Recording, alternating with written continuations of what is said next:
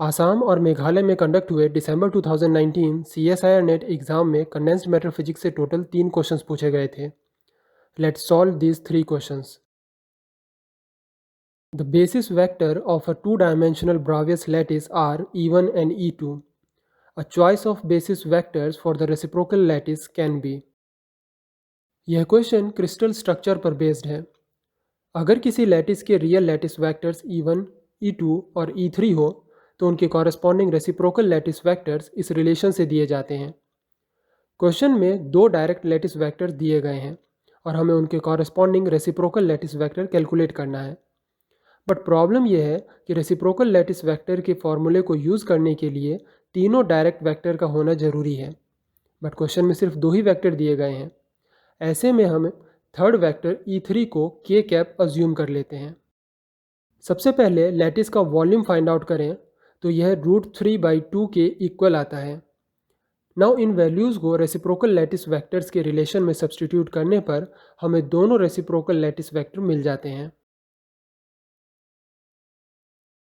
A PN junction diode has a linearly graded doping profile given by ND-NA equals to alpha x, where ND is the donor density and NA is the acceptor density with the x-axis along the sample with the origin at its center, as shown in the figure.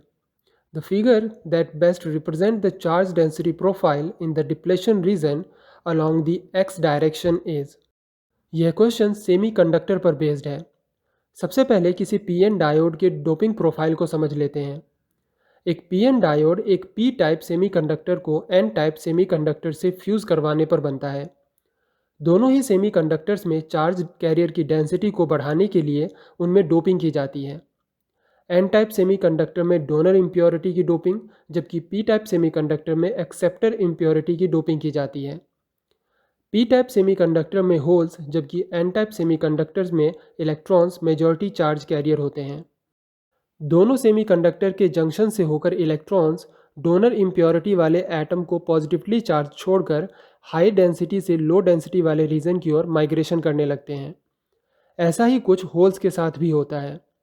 Holes acceptor impurity वाले atom को negatively charge छोड़कर high density से low density वाले reason की ओर जाने लगते हैं।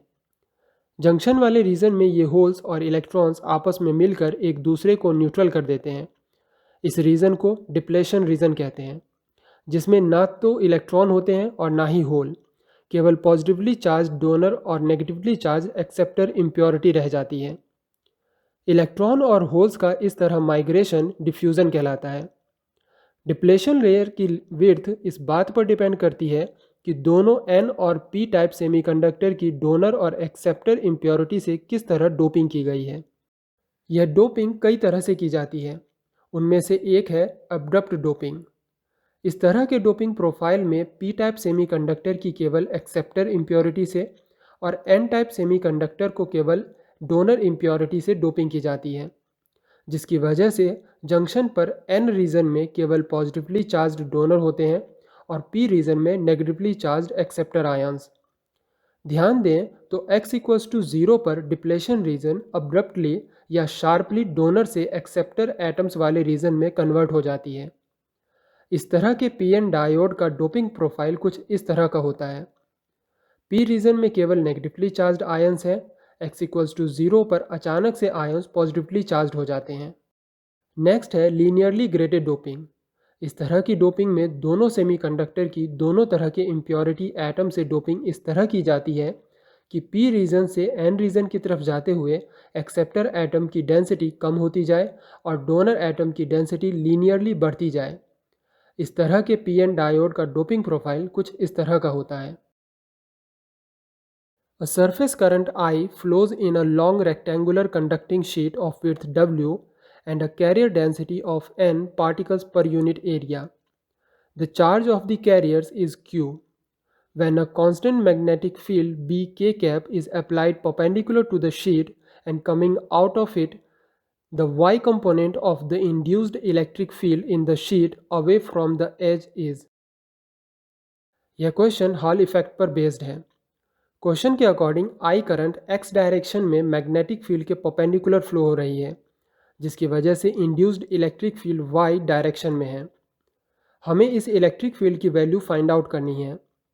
Hall effect से हम जानते हैं कि Hall coefficient 1/n prime q के इक्वल होता है, जहाँ n प्राइम कैरियर डेंसिटी है, यानी कैरियर पर यूनिट वॉल्यूम, और q चार्ज कैरियर का चार्ज है।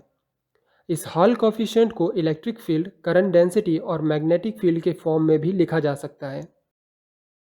वी नो कि करंट डेंसिटी करंट पर यूनिट एरिया होती है जिससे होकर वह करंट पास हो रही है।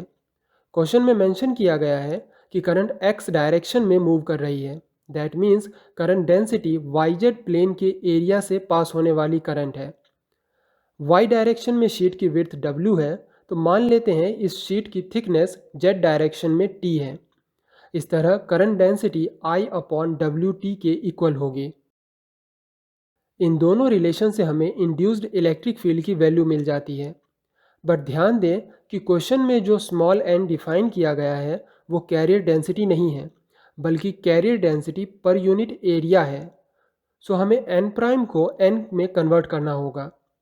चूँकि n प्राइम कैरियर डेंसिटी है, तो अगर इसे शीट की थिकनेस से मल्टीप्लाई कर दें तो यह डेंसिटी पर यूनिट वॉल्यूम से कन्वर्ट होकर पर यूनिट एरिया हो जाएगी। इसे रिलेशन में सब्स्टिट्यूट करने पर हमें इंड्यूस्ड इलेक्ट्रिक फील्ड की वैल्यू मिल जाती है, जो कि ऑप्शन 3 है।